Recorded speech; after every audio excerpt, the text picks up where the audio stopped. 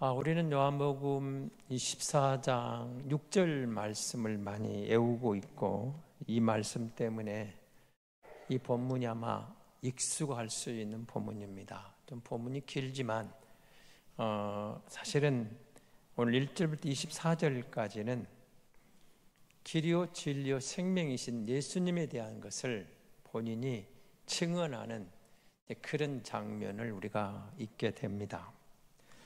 자, 4절 잘 아시죠? 예수께서 이르시되 내가 곧 길이요 진리요 생명이니 나로 말미암지 않고는 6절입니다. 아버지께로 올 자가 없느니라. 요한복음 14장 6절은 많이 암송들 하고 계실 겁니다. 이게 잘 알려진 말씀이고, 예수님에 대해서 설명할 때 물론 요한복음에서도 에고에이미 중에 하나로 내가 길이요 진리요 생명이라고 선언하는 본문 중에 하나입니다. 중요한 것은 오늘 본문을 보시면서 진리가 무엇이냐 할 때 예수가 진리라는 것을 예수님이 스스로 증언하고 계시다는 겁니다. 내가 진리라는 겁니다. 오늘 낮 설교에서 잠깐 언급을 했습니다마는 하나님이 증언하시는 것은 100% 진리입니다. 하나님이 자기 자신을 증언할 때 세상에서도 내 편이 되어 증언해 주면 피고인에게도 힘이 됩니다. 뭔가 그 사람이 내게 유리한 증언을 해주면 도움이 되죠.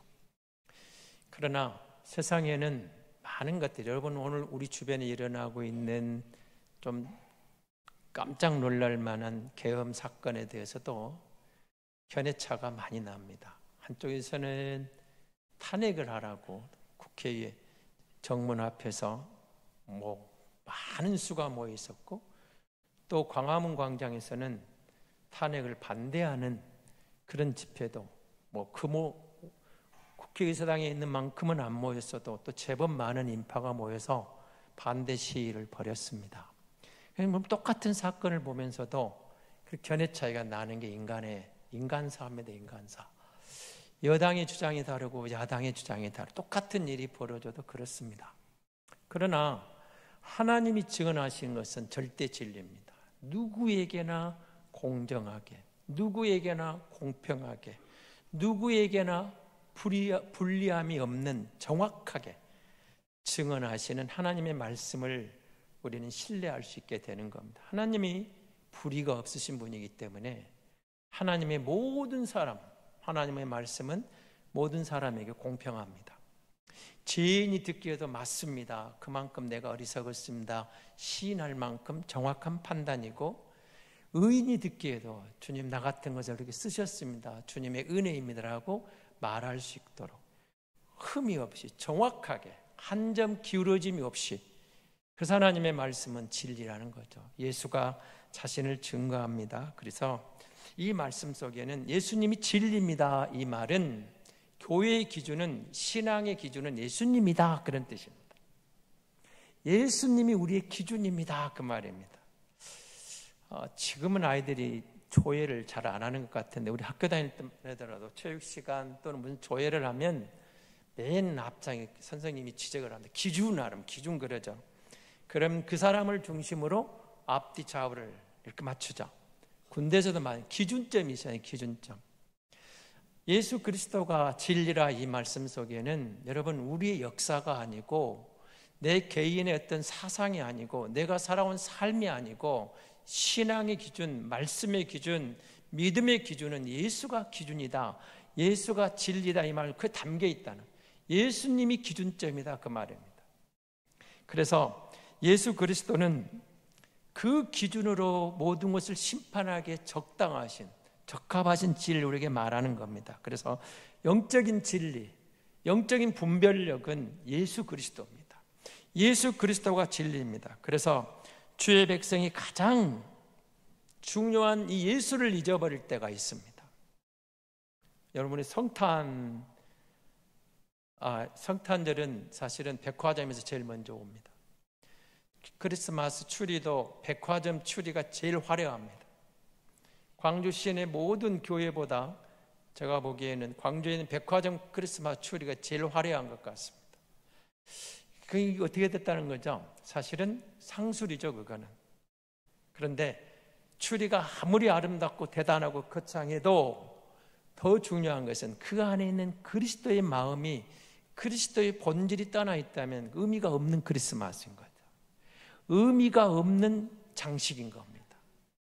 그런데 정말 초가삼간에 등불 하나 켜놓고 예수를 상징하는 십자가로 예수님을 맞이해도 거기에 정말 주님을 기리는 마음이 있다면 그 십자가가, 그 작은 추리 하나가 세상의 어느 추리보다 더 크고 아름답고 의미 있는 십자가라는 것, 예수 그리스도를 중심으로 볼 수 있는 안목이 필요하다는 것이죠.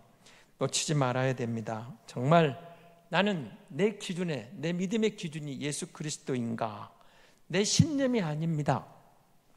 여러분, 우리의 어떤 살아온 인생 여력이 아니고 경력이 아니고 내 개인적인 신념이 아니라는 사실을 놓치면 안 됩니다. 많은 사람들이 그리스도가 아닌 자기 신념을 붙잡고 믿음인 것처럼 오해하는 경우가 다반사입니다. 우리가 붙들 것은 내 신념이 아니에요. 예수 그리스도. 우리가 여러분 어떤 경우가 있더라도 내 신념이나 내 확신이 아니고 예수 그리스도의 중심, 예수 그리스도를 기준해서 볼 수 있는 안목이 영적인 안목인 겁니다. 예수가 길입니다. 예수가 진리입니다. 예수가 생명의 여기에는 주님이 우리에게 기준이라는 것을 말하는 겁니다. 여러분, 우리의 신념 중요하죠. 신념이 있어야 되죠. 그러나 그것이 우리의 기준인 그리스도를 벗어난, 말씀의 원리를 벗어난, 믿음의 원리를 벗어나고 있다면 그 신념은 예수 앞에서, 말씀 앞에 언제든지 내려놓을 수 있어야 됩니다. 세상에서는 그 신념이 가도 좋을지 모르지만 믿음의 발걸음은, 영적인 마음은, 영적인 기준은 그 신념이 아니라는 것입니다. 그래서 이단들이 하는 것이, 거짓 영성이 항상 이 부분입니다. 말도 안 되는 진리를 살짝 빗돌아 가지고 자기들이 갖고 있는 거짓된 신념을 진리인 것처럼 왜곡시킵니다. 그래서 그럴듯합니다. 여러분, 마치 밖에서 먹는 음식이 인스턴트가 순간 먹을 때는 참 좋습니다. 그러나 그 음식만 계속 먹다 보면 건강을 해칩니다. 그럼 누가 뭐라 해도 우리 몸에 제일 좋은 음식은 집에서 먹는 집밥입니다. 엄마가 해준 밥이고 부인이 해주는 밥이고 가정집에서 우리가 먹는 그 밥이 우리 몸에 최고 좋은 음식인 줄로 믿습니다. 그건 사실입니다. 집밥이 최고 좋은 겁니다. 왜? 내 가족, 내 식구가 먹는 밥이기 때문에 어떻게든 질 좋은 것을 쓰고 싶고, 어떻게 해서든 좀 뭔가 문제가 된다면 이왕이면은 조미료 같은 걸 빼고 싶고, 좋은 것을 넣으려고 하고 안 좋은 것을 빼려고 싶은 게 그게 집밥입니다. 집밥. 반찬 종류가 적을지라도 그 속에는 엄마의 마음이, 부인의 마음이, 정성이 들어가서 최선을 다한 아름다운 식단이 되는 거죠. 그래서 최고 좋은 밥은 집밥입니다. 그 어머니가 밥 한 그릇 해주시면 항상 감사하는 마음으로, 여러분 아내가 밥을 해주면 고맙습니다라고 반찬 투정하지 마시고 뭐든지 맛있게 먹여야 됩니다. 항상 고맙습니다. 반찬 투정하시면 안 돼요. 그것보다 더 좋은 음식은 없습니다. 여러분, 우리가 진리를 본다고 할 때는 똑같습니다. 성경 안에서 그리스도를 떠나 있는 것들이 그럴듯하게, 신념이, 철학이 그럴듯하게 포장해서 신앙인 것처럼 우리에게 들려올 때가 있습니다. 주님은 분명히 말합니다. 내가 길이라고, 내가 진리라고. 그래서 예수를 알면 알수록 어떤 일이 일어날까요? 하나님과의 관계가 활짝 열리는 것을 보게 됩니다. 예수를 알면 알수록 하나님과 나의 모든 관계가 활짝 열어지는 것을 보게 돼요. 우리의 신념이 가로막히면 여러분, 예수 믿는 것 같아도 그 속에 뭐가 있을까요? 왠지 모르게 답답함이 있는 겁니다. 그건 진리가 아니기 때문에 그렇습니다. 신념은 진리가 아닙니다. 그래서 어떤 순간에도 우리가 예수님과의 참된 관계가 진정한 믿음의 길이다, 신앙의 길이다, 진리의 길이다, 이걸 놓치면 안 돼요. 그래서 나는 예수를 진짜 믿고 있는가, 예수 그리스도를 얼마나 알고 있는가, 여러분 우리가 항상 기억해야 됩니다. 그런데 여러분, 제가 믿음 생활을 하면 할수록 느끼는 게 하나 있습니다. 하나님의 은혜가 아니면 안 되구나. 그런 순간들이 정말 고백이 아니라 진실로 하나님의 은혜가 아니면 안 됩니다. 이런 고백을 할 수밖에 없습니다. 인간의 힘으로 율법을 완성해서 내가 의에 이를 수 있는 길이 내게는 없어요. 저는 저에게 없습니다. 그래서 그리스도의 십자가가 내게 필요했고, 예수를 믿는 믿음이 필요했고, 예수가 아니면 안 된다는 것을, 그래서 철저하게 여러분 우리가 우리의 기준을 예수께로 둬야 됩니다. 다른 사람과 비교하려고 그럽니다. 아닙니다. 다른 사람 우리의 비교 대상이 아닙니다. 경쟁 대상이 아닙니다. 세상은 경쟁을 시킬지 몰라도 신앙은 경쟁 대상이 아니고 함께 가는 것, 그리스도와 함께, 성도와 함께, 이웃과 함께 가는 것이 진정한 믿음입니다. 우리의 믿음은 그런 겁니다. 주님을 기준으로 볼 때 우리는 율법주의도 아니고, 우리는 세상이 많은 감상주의도 아니고, 신비주의도 아니고, 의식주의도 아니고, 인본주의도 아니고, 예수 그리스도를 기준으로 주님을 사모하고 나갈 때 주님이 길이요 진리요 생명이라고 우리 중심에서 고백하게 될 줄로 믿습니다. 인간의 모든 삶은 누가 뭐라 해도 신앙의 삶은, 인격의 기준은 항상 주 예수 그리스도여야 됩니다. 인간끼리 볼 때는 여러분 사실은 우리 복음이 오기 전에도 그렇지만 4대 성인들을 말하고, 그리고 많은 우리 주변에도 예수 없이도 성인 소리 들을 수 있는 사람들도 있습니다. 정말 있습니다.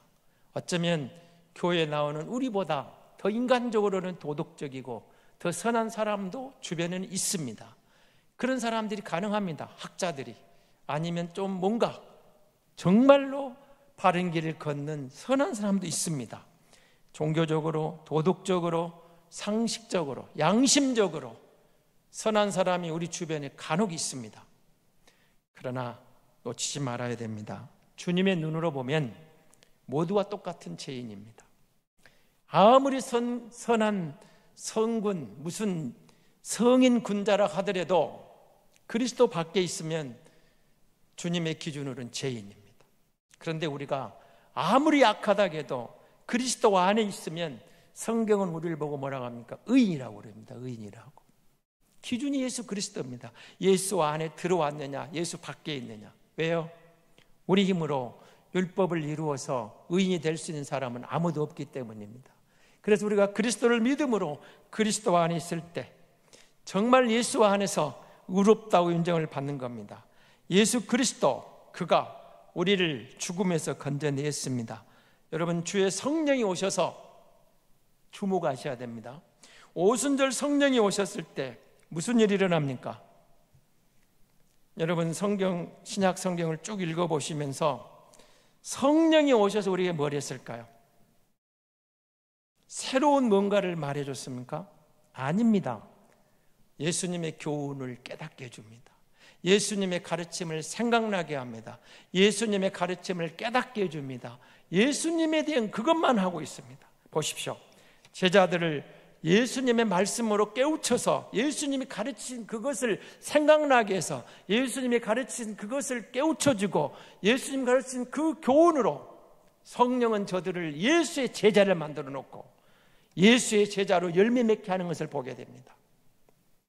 성령이 하신 일이 철저하게 예수님이 하신 것에 플러스 알파가 없습니다.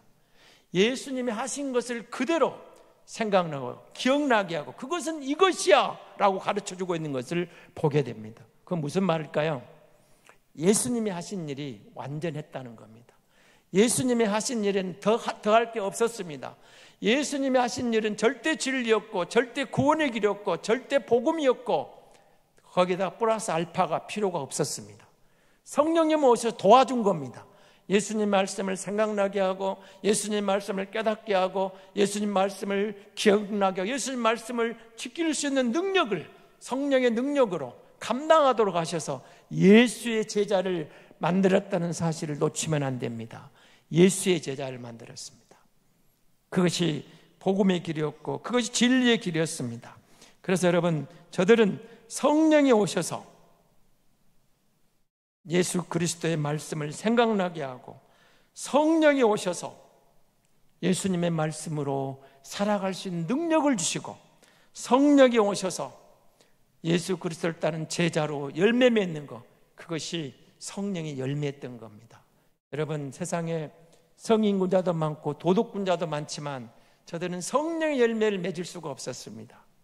그러나 예수 따라가는 제자들에게는 성령이 역사하셔서 어떻게 됩니까? 하나님의 은혜를 나누는 도구로 쓰시면서 성령의 열매를 맺게 했다는 겁니다. 근데 한 가지 놓치지 말아야 할 게 있습니다. 악한 사람도 선한 사람도 때로는 하나님의 도구가 될 수가 있습니다. 여러분, 한번 깊이 생각해 보셔야 됩니다. 애굽의 바로가 하나님의 도구로 쓰임 받았다는 사실을 한번 생각해 보십시오. 여러분, 신약 성경에서 그렇게 우리가 싫어하는 인물 중에 한 명 가룟 유다도 하나님의 도구로 쓰임 받았습니다. 그렇죠? 보세요. 애굽의 바로도 가룟 유다도 하나님의 도구로 쓰임 받았습니다. 그런데 그들은 주님의 제자는 아닙니다. 가룟 유다는 주님의 제자 같지만 사실은 버림받은 제자입니다. 버림받은 제자입니다. 악한 일에 쓰임받았죠. 여러분, 하나님은 성도가 외치는 그 말씀이 죄인의 입에서 나오든 의인의 입에서 나오든 하나님의 말씀은 말씀으로 권위를 갖고 성취하게 만들어 가십니다. 그러나 주목해야 될 거 있습니다. 예수님의 제자가 아니면 성령 충만한 성도로 성령 충만한 삶, 주의 말씀에 순종하는 길이 아니면 성령의 열매는 불가능합니다. 성령의 열매, 예수 제자의 길. 그래서 여러분, 우리가 사람을 판단할 때로 절대로 행위로 판단하지 말고 그 사람 삶에 예수가 역사하고 있는가는 안목이 열려야 됩니다. 그걸 볼 수 있어야 됩니다. 저 사람을 통해서 그리스도가 역사하시는가, 저 사람을 통해서 예수 그리스도가 함께하는 성령의 열매가 있는가, 그걸 주목하셔야 돼요.